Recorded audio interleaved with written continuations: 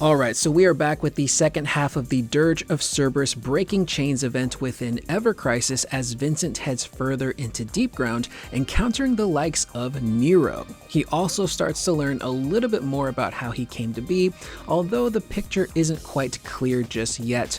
We also have some more character development with Shelke as she starts to feel some remorse and regret over how she treated her sister, Shalua. So, let's talk about it. So this half opens up with Vincent inside of the old dilapidated Shinra building, and he's trying to reach Sid's ship, the Shara, but unfortunately, he's not having any luck. But he does receive a call from Tifa, and this is where we have that really great scene within Dirge of Cerberus, where Tifa's trying to talk to Vincent on the phone, Barrett's being super loud. Eventually, they hand the phone to Cloud, and he also relays the info to Vincent that they couldn't reach the Shara either. However, Cloud says they probably shouldn't worry about it because it's Sid and Reeve, they can handle themselves. And then he tells Vincent, don't go getting yourself killed now. Which I actually really like. Around this time in the compilation of FF7, the way Cloud was depicted, and even afterwards, going into things like Dissidia, he was very much depicted as his Advent Children self, as some people would like to call it, his emo self. Dark, very kind of monotone, sad Cloud. And Tetsuya Nomura mentioned a long time ago that the reason why they went with that depiction of Cloud for a lot of things after Advent Children is because that was the Cloud that more people were really familiar with, as opposed to the Cloud in the OG FF7, which is kind of interesting. But I really like this interaction because it's a really good reminder that Cloud has moved past a lot of his trauma, and he really cares about the people around him, especially Vincent. So he doesn't want anything to happen to him. So that's a really cool, nice little conversation. Now Vincent proceeds further into the building and he comes across Azul, who's kind of shocked that Vincent got past Rosso. He's like, well, I guess Rosso's not here anymore. And at this moment, Vincent starts to lose control again. Chaos wants out. Azul sees this and wants to fight Vincent. Again, Azul's got something to prove here. He wants to beat Vincent and prove he's the best. So these two duke it out in really adorable chibi fashion. But unfortunately, Vincent can't do anything because of Azul's shield. So Azul catches Vincent off guard, hitting the ground with a huge hammer, knocking Vincent down, giving Azul enough time to transform into his beast mode, leading to a huge fight. Now we're able to stop Azul, but he gets a second wind, pops up, and knocks Vincent down to the ground, telling him this is not over. Get up, we're continuing this fight, which causes Vincent to lose control and transform into his chaos mode, completely obliterating Azul. And Azul's final words as he dies are glory to Vice, because again, that's the man he worships. Now after this fight, Vincent is still stuck in his chaos form. He's swiping at the air, he's lost all control, he is freaking out. And up above him, observing all of this, happens to be Nero. And he thought to himself, well, I was going to take this guy out, but having observed him, maybe I should just let this guy kind of live out what he calls his destiny of destruction. And he decides to peace out, but as he leaves, he drops Shelke's phone from his waist, right in front of Vincent, as he's crashing out. We then cut to a cutscene of Lucrecia in her lab. We also see Vincent in a Mako tube, essentially in stasis. We also see that Lucrecia is continuing not to feel well. She's getting very weak, she drops to her knees, and in comes Hojo. He catches her, kind of starts to put two and two together by looking at the monitor, and he goes, oh, you're researching Omega and Chaos, and you're using Vincent for your research. That is dastardly.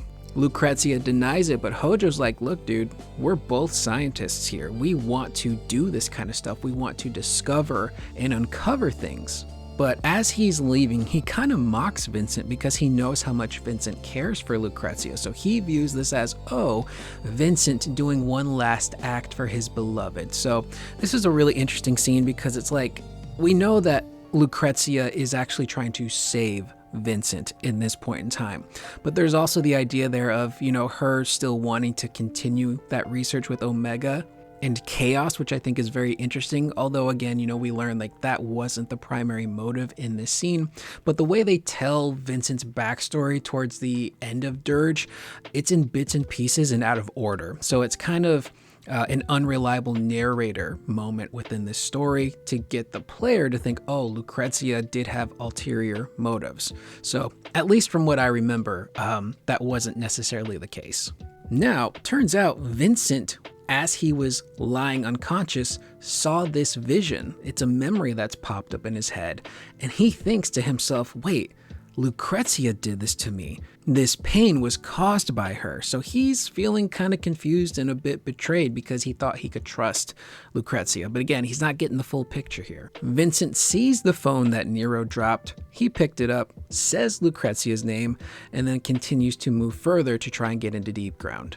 So even though Shelke was kidnapped by Nero, perhaps she was still able to communicate with Vincent through the phone because it was right there. That's at least how I interpreted this scene. Now he manages to reach the entrance to Deepground, but he's stopped by none other than Nero, who wants to stop Vincent because he's looking to protect his brother, Weiss. Now his method for stopping Vincent, he tries to engulf him in his darkness. And it doesn't seem to work because we hear some echoes of Lucrecia here telling Vincent you need to gain control. This darkness can't control you because you and Chaos are technically born from a very similar darkness. So this is something you should be able to control. Now this flashes over to Shelke, who's in some sort of bubble within darkness. We don't quite know at this point in time where she's at, but she's watching over Vincent. And she's starting to kind of understand the relationship dynamics that Vincent and Lucrecia had with one another and how Vincent was kind of stubborn. But at the end of all of this, she realizes, like, once my energy is gone, I'm gonna die. We then cut to another cutscene with Lucrecia, and this is an amazing name here, Grimoire Valentine, Vincent's father. And they're within the cave that is supposed to house Chaos. And in this entire cutscene, Lucrecia is just really eager to try and prove to everyone at Shinra that she was in fact right when it came to her theory and thesis on Chaos, on something like Omega. So she's really rushing into this entire thing while Grimoire is trying to, urge her to slow down, take your time, don't rush into this. We then cut back to Lucrecia's lab. They have a sample seemingly of Chaos within one of those stasis tubes, and it begins to break free and it targets Lucrecia. However, Grimoire pushes her out of the way, saving her life, but he is hit with Chaos and it eventually ends up killing him. But his last words are, "Tell my son I love him." So again, that adds some really interesting dynamics of Lucrecia working with Vincent's father. Eventually, Vincent gets assigned to Lucrecia's case as her bodyguard to watch over her. So now there's that guilt that Lucrecia feels of, oh no, I'm now working with a man whose father I am responsible for. I got that man killed, essentially. So it adds a little bit more of a dynamic between Lucrecia and Vincent and what she feels towards him. Now, it turns out Shelke is watching all of this play out, and it's kind of taking her back to when her mother and her father died. Back when she was a little kid, before she was kidnapped by Deepground and turned into this, Mako-reliant machine. She remembers Shallua attempting to calm her down, telling her something that their mother used to tell them about how everything flows around in a circle, which means that eventually they will see their mom again. And we cut back to Shelke, who's still in that dark void, but Shallua appears next to her, and she asks the question of, is it all right for me to return to the planet? Kind of seems like she's gauging Shelke's, feelings here, like, is it okay for you to let me go? To which Shelke responds, no. And this scene is actually really good because it's a moment of, regret for Shelke. She's now starting to feel that humanity again, and she really regrets how she treated Shallua. She had time with her sister. Her sister never gave up on her. She spent so much time looking for her, and she finally finds her. And what Shallua decides to do in her last moments, not even having known Shelke, or at least this version of Shelke for that long, she still, without questioning, sacrifices herself to protect her sister. So again, that humanity is starting to come back to Shelke, and she has those regrets of, no, I don't want to let you go yet. There's still so much that I have to say to you. But Shallua reminds her not to worry because eventually they will see each other again, so that kind of goes back to the moment when her mother and her father died, and Shallua told her, look, we'll see mom again, you'll see me again. To which Shelke, again, alone in that dark void, says to herself, I didn't think I had any tears left. So again, on paper, I think Shelke and Shallua are super interesting. It's just in execution, how they write the character, specifically Shelke, how she's introduced. It's just so not great. But on paper, I think there is, some good stuff there.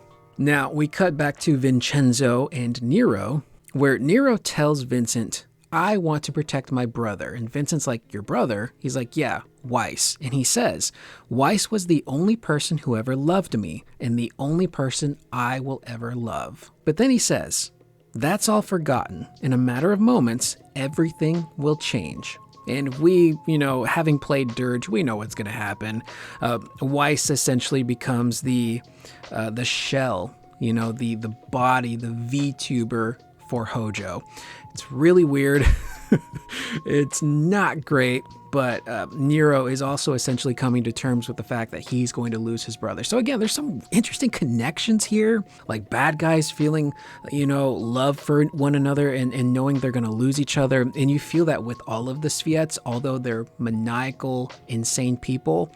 Azul, Rosso, they all do genuinely care for one another, but it's in this really unhealthy way, especially in the way that they view Weiss. He is their leader. They're essentially like sycophants for Weiss, and they will do anything and everything for him. So it's a twisted kind of love and appreciation, as opposed to what happens with Shelke, where she learns to let that go and learns to have real love and real feelings, and those memories come back in the way that she felt for Shallua, which also ties back into Vincent and how he felt towards Lucrecia. And then you can even expand that further and how Vincent feels about Cloud and Tifa, Barrett, and how they all feel about one another. So again, on paper, there is some interesting stuff here. It's just the execution of it that's not great.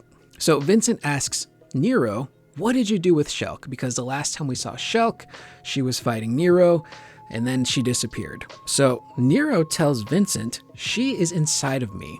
She's trapped and she is lost, which leads to a battle where Nero pulls out two guns, two blickies pointed towards Vincent. He's ready for a shootout. We fight Nero, we defeat him, and he's incredibly impressed with Vincent's strength, saying Azul and Rosso, they never stood a chance.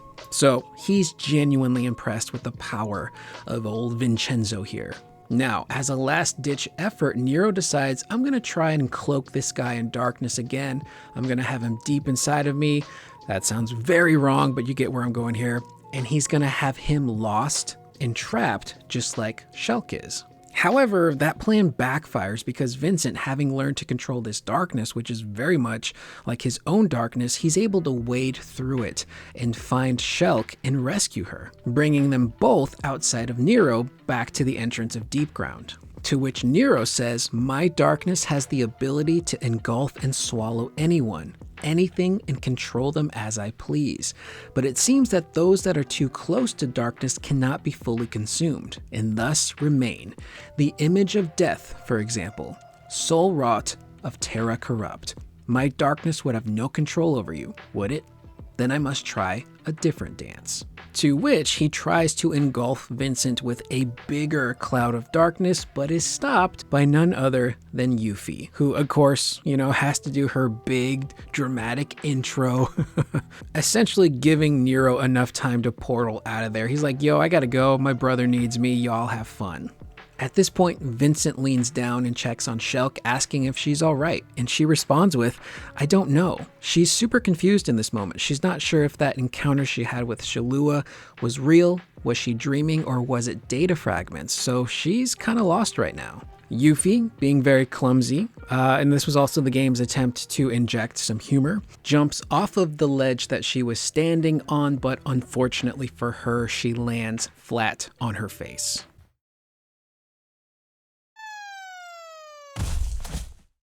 She gets up and she goes over to Shelke to check on her. Then Shelke decides that she's going to ask Vincent and Yuffie for one more favor, which brings us to the end of part 2 of Dirge of Cerberus Breaking Chains. So again, on paper, there's some really cool stuff here. The whole thing with Vincent learning to deal with his darkness, to learn how to control chaos, the fact that Nero can't engulf him and control him because they're kind of born from that same darkness because of something like chaos, super cool. And again, that theme of like love and devotion surrounding all of these characters, but in different ways, I think is also pretty interesting. You're seeing it from the angle of the Sviets. Although they have no humanity and they are bloodthirsty psychopaths, they still have some sort of weird love and devotion towards one another, but specifically their leader, Weiss, or Vice, as it's supposed to be pronounced. But one thing that actually still does ring true, and I said this in the last video, one of the issues I had with the story of Dirge is that it doesn't really feel like it understood the original FF7, but there is at least like one concept from OG FF7. We also see it in the 7 Remake trilogy that is also present within Dirge, and that is the theme of acceptance. Shelke eventually is going to have to accept that she's got to let her sister go. Yeah, she's got regrets, she's not happy about how things turned out, but she now potentially has a new chance at life. There's also the theme of loss.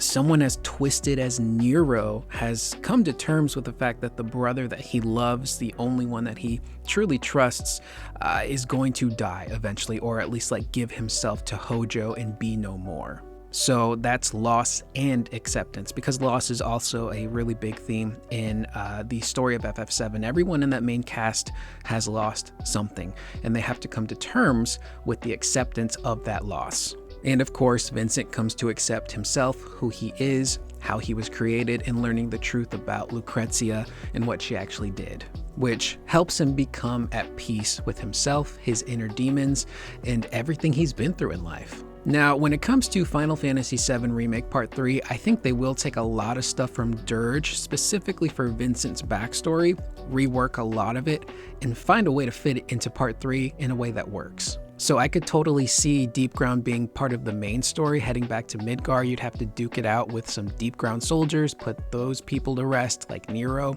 and then maybe as side content, if you want to learn more about Vincent and Lucrecia, you gotta find her cave. Maybe you got to do some stuff, connect the dots, and then you get a much clearer picture of Vincent's backstory, and maybe have it be done in a way that is just much better, because it is very jarring in Dirge because it is all over the place. And that would allow Vincent to come to terms with everything within the story of Part 3 instead of holding on to this guilt in this, idea of I have to atone and punish myself, which then carries into Dirge, which, isn't the greatest in my opinion.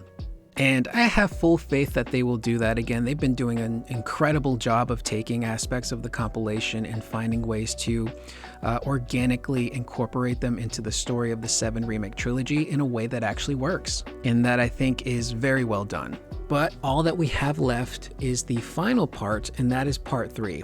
I don't know when they're going to do that. They seem to be doing Dirge every other month, and looking at the story of Dirge, again, there's not a whole lot left. So Part 3 should maybe be in May. If I had to guess, I believe it would probably either start in May or at the very end of April.